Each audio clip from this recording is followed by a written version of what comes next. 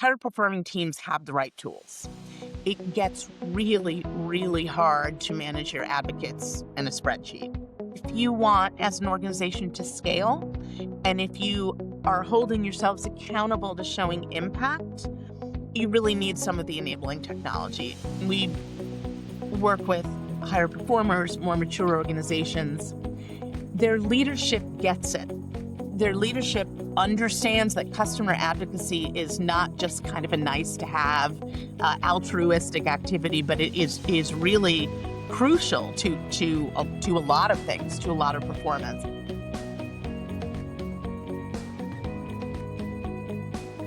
Welcome to Trusted Voices, conversations with leaders, practitioners, advocacy and community evangelists, those who believe that trust is not a goal, it's a growth engine and will power the next era of B2B marketing.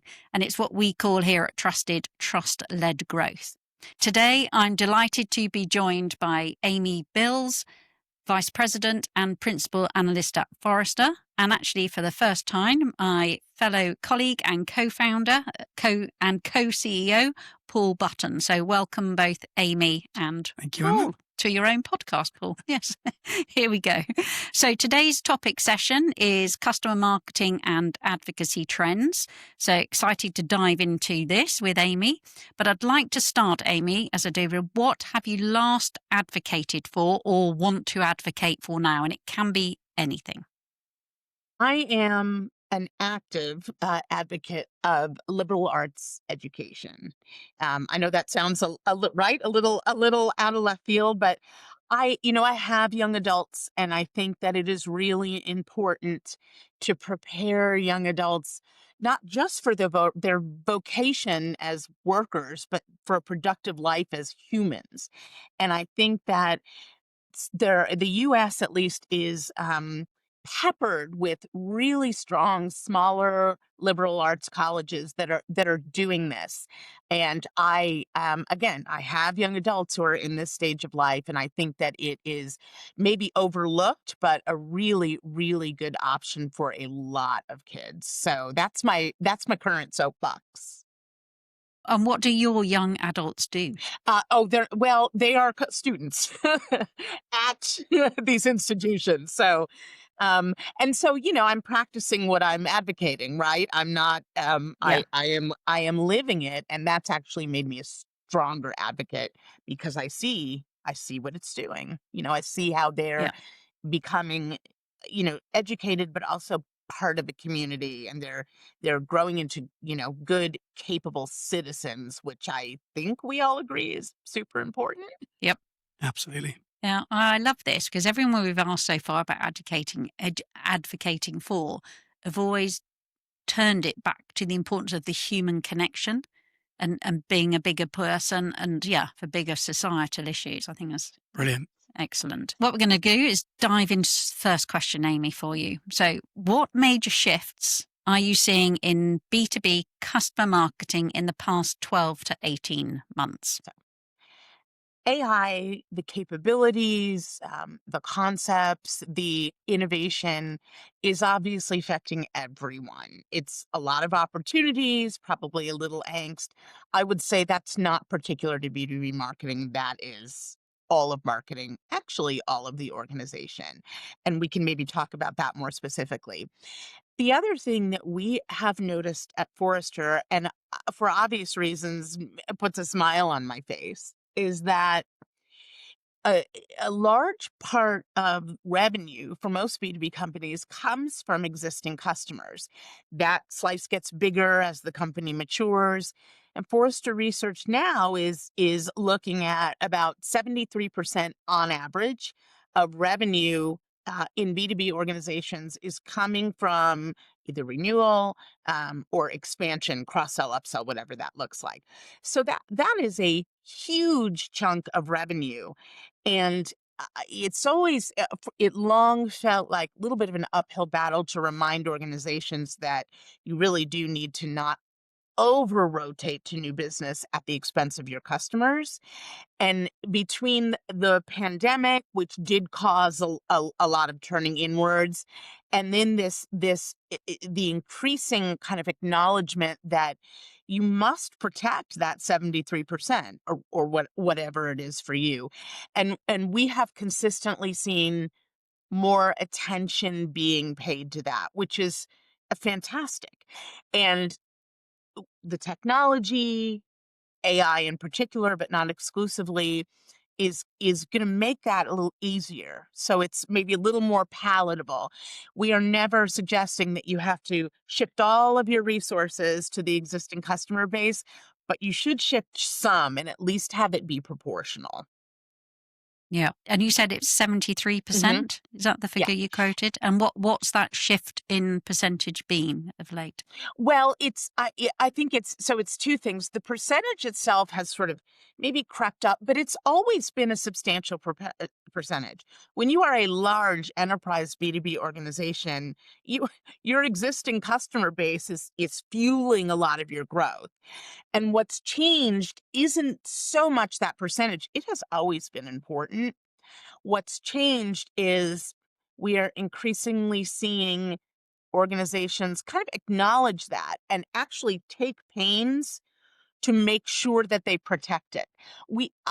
I have never worked with a client who has said, "Meh, we don't really care about our existing clients." Nobody says that.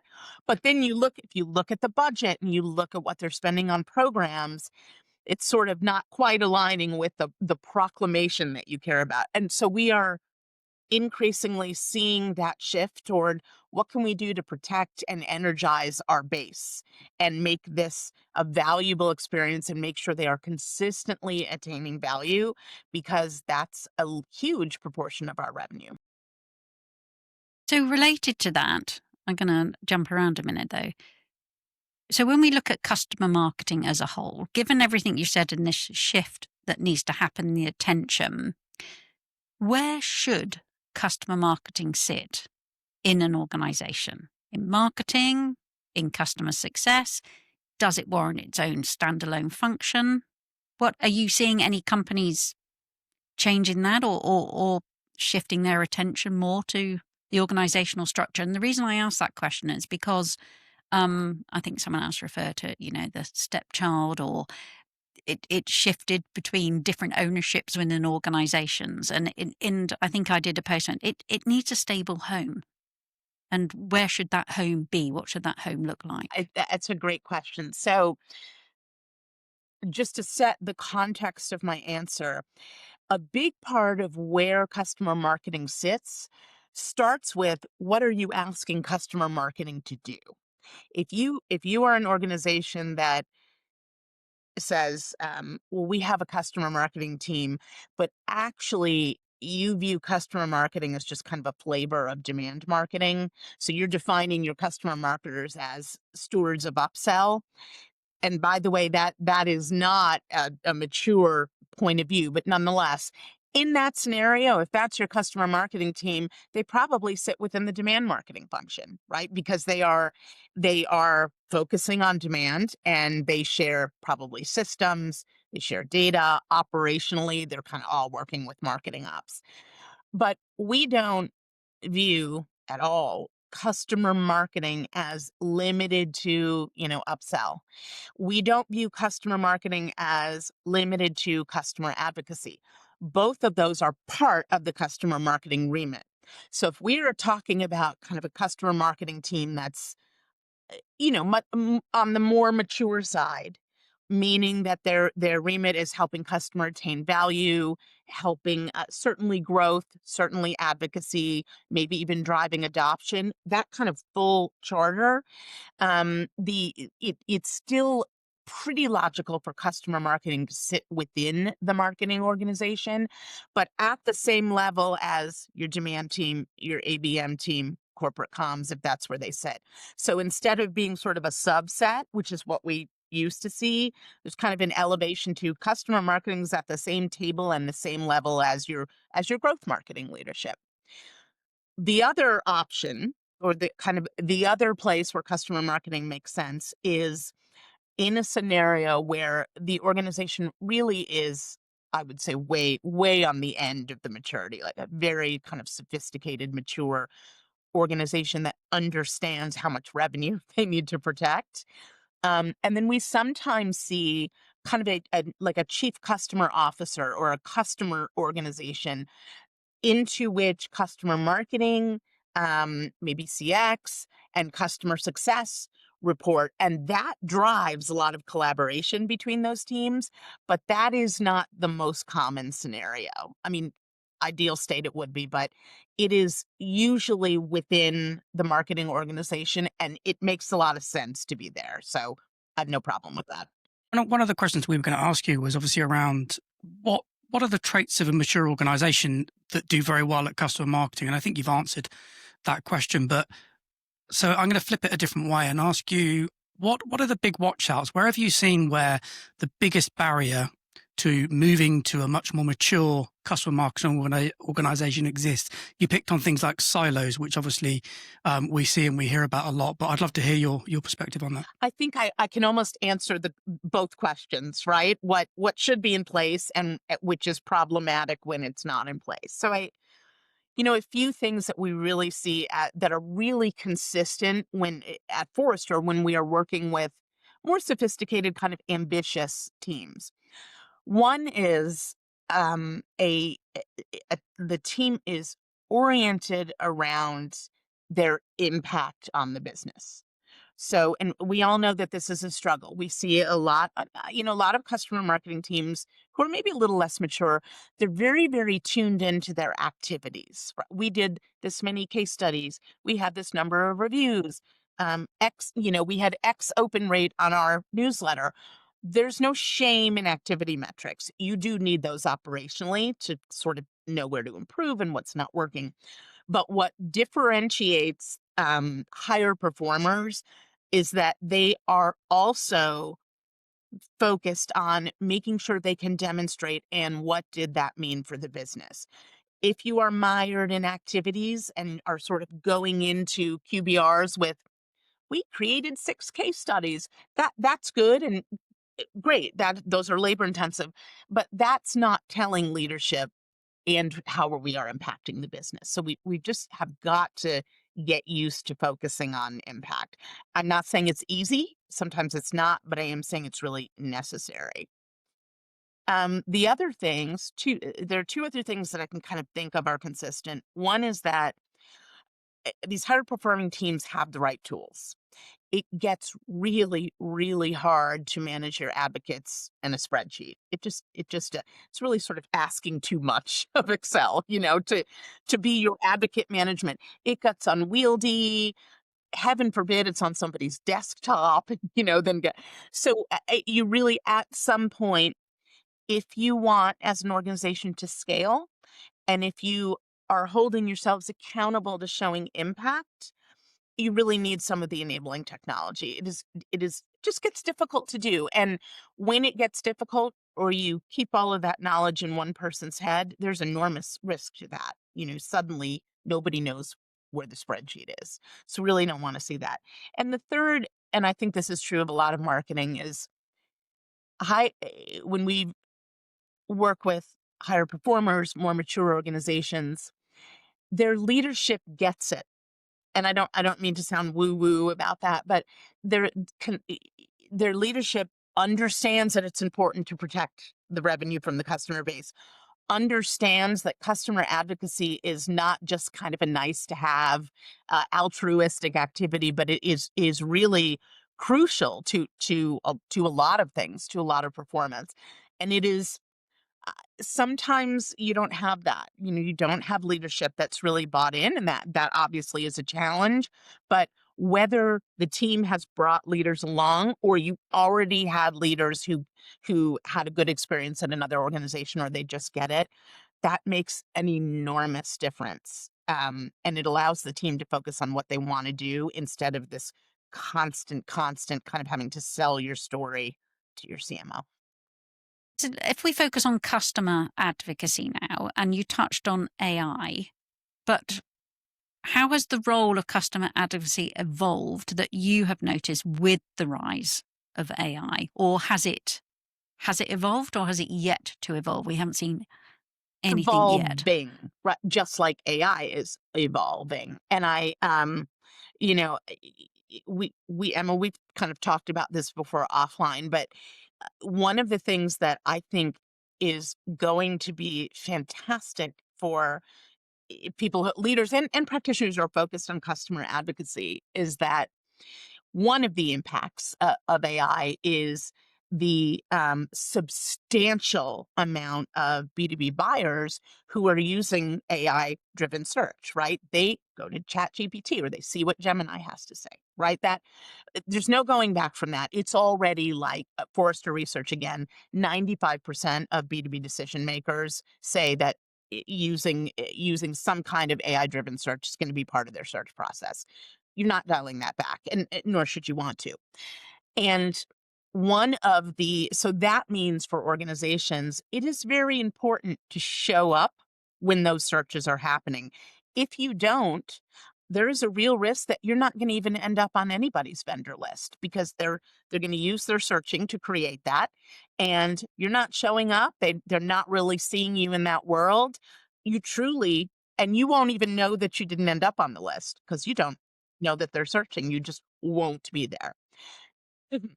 The way to show up, that's, for lack of a better term, has changed. And so search has changed. And one of the things that the AI driven search favors is trusted, authentic, kind of human-centered, plain-speaking content. That's the search those and searches respond to the search engines respond to authority and not to so it's not about let me pack this content with as many keywords as possible. It's about how do we have content that the LLMs are going to see as authoritative and trusted and all of the things that matter. Well, lo and behold, who is better at having authoritative human-centered content than your customer advocates? They do that whether you want them to or not. They are going to give a testimonial or participate in a case study or write a review that's from their point of view. They're going to use their own language. They're not beholden to, your keywords or your acronyms. And as it happens, that is exactly what AI driven search loves.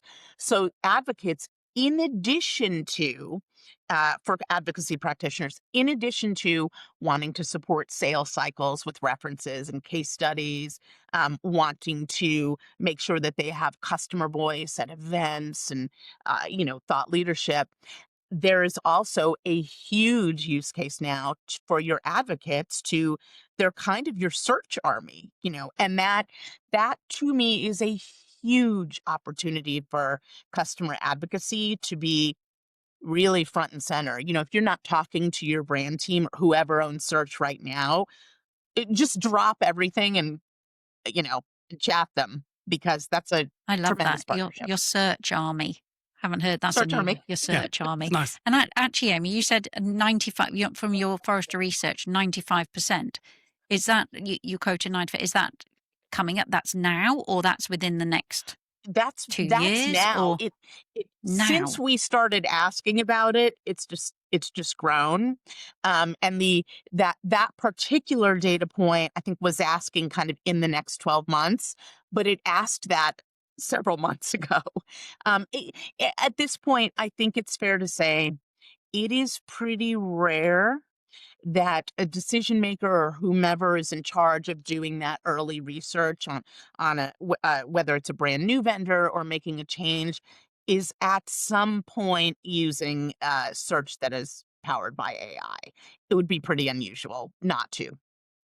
Yep. Yeah. And I think, Amy, what we're talking about really is two things at play here. One is how you bring the voice of the customer into search, right? And not just SEO as we know it, but into LLM search. And, I'd be interested to hear when you've got a stat like that, 95% of customers are making or starting search decisions for brands within an LLM. How many marketing leaders do you think today even know how their brand performs in an LLM versus their competitors and what to do to improve it? I don't have a number on that, but not as high as one would hope. This is new territory for a lot of organizations, and I it can be a little intimidating. If you think about it, if we pause and look back like 2 years ago, let's say, did not even ask questions about AI-powered search until 2 years ago. So, it was not even a question worth the precious space of our surveys. And now it's the top. It is the top search mechanism, the top self-guided interaction for the buyer's journey. We ask buyers, "Where do you go? Where do you go for your information? What feels reliable?" Search is at the top. We didn't even ask it until very recently.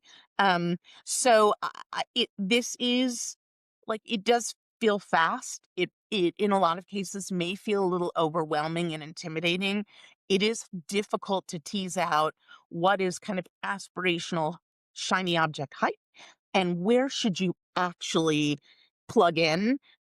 Where does it make sense? What skills do you need in the organization? We can all be excited about the idea, but that is, now we're ready to move to practical application, and not everyone is there yet, but that's where we're going. Is there anything else that excites you about the customer advocacy space when you look into the into the near future?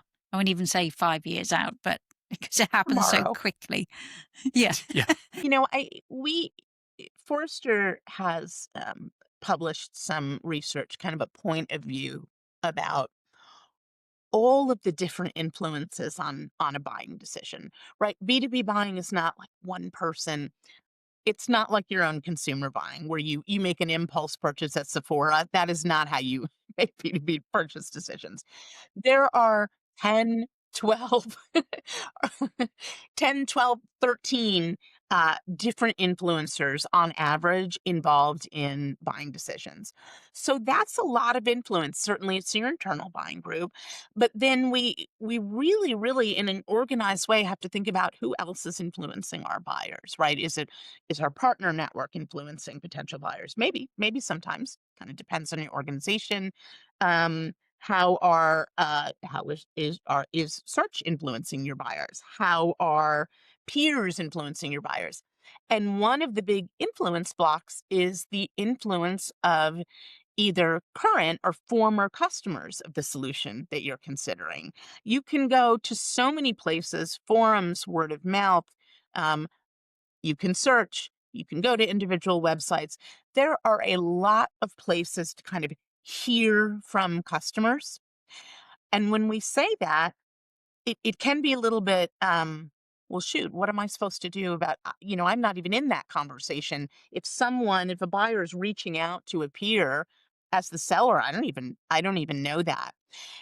I think that customer advocacy and customer marketing are sort of the superheroes here. They have been working with and activating customers for quite some time.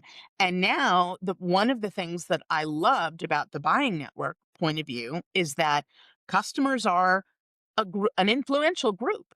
And customer advocacy are kind of they are the wranglers of that group, right? They are the ones who understand how to activate advocates, how to make a great experience for advocates so that the advocates themselves are not only attaining value, but they are influencing buyers for you, right?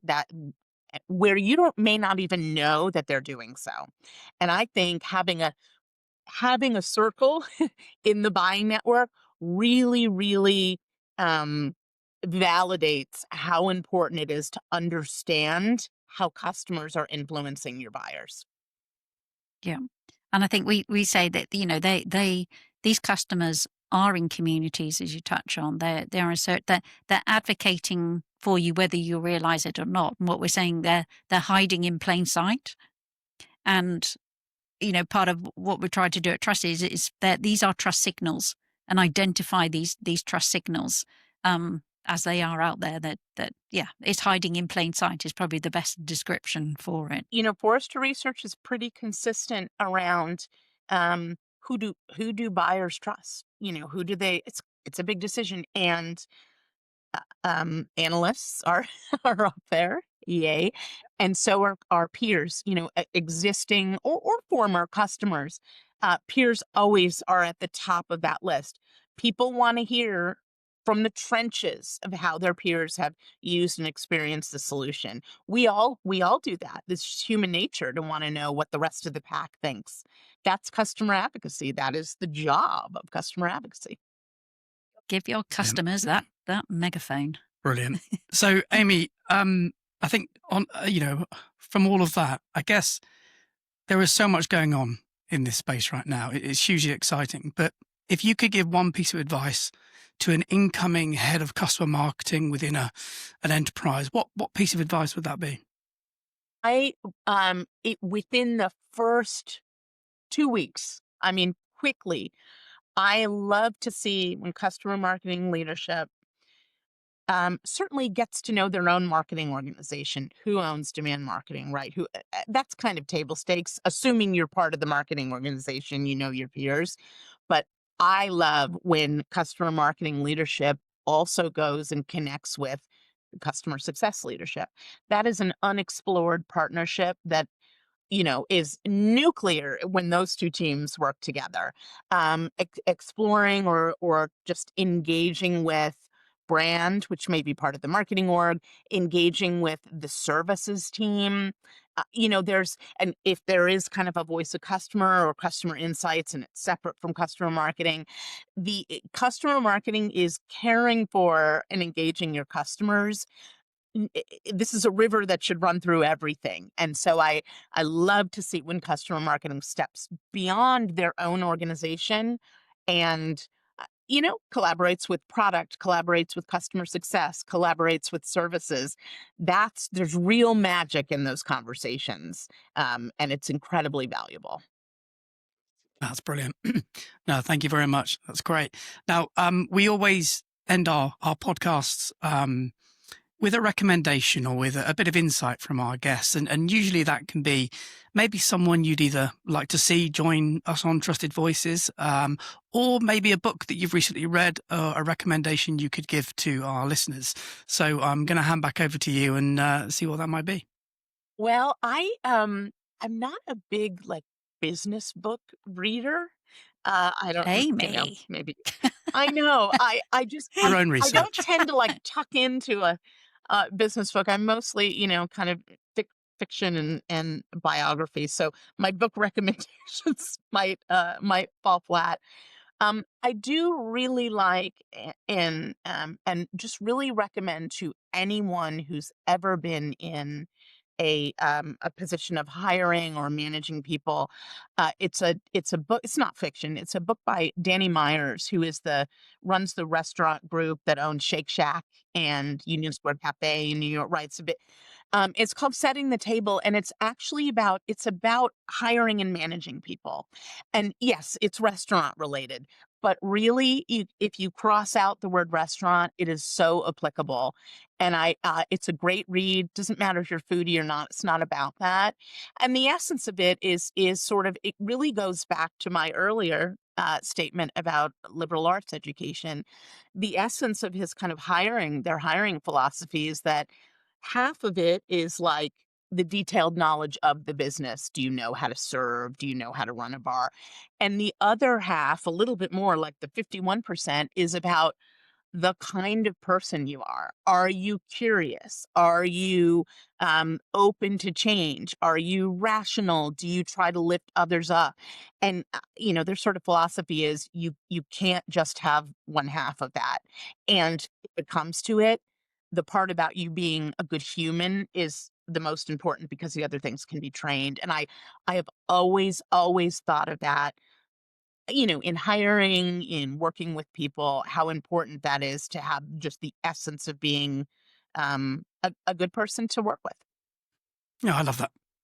Thank Brilliant. you. It's a great read. I plowed through it even faster than I thought I would. I know it's a little off kilter, but I also really like Shake Shack, so I think we should pay respect. How how customer centric they needed to be, but I didn't realize you were going to add that. Well, in a way, I suppose though, that's it is leadership. core skills. Yeah. in a way it is that the part about being a good human, part of that is, do you sort of understand how to align with customers? It doesn't mean the customer's always right, but it means, are you standing by a customer's side, or are you in conflict with them? Obviously, we want the former, and that works whether you are a server at Union Square Cafe or you are a customer marketer who really wants to be in sync, not with what you want customers to need, but with what they actually need.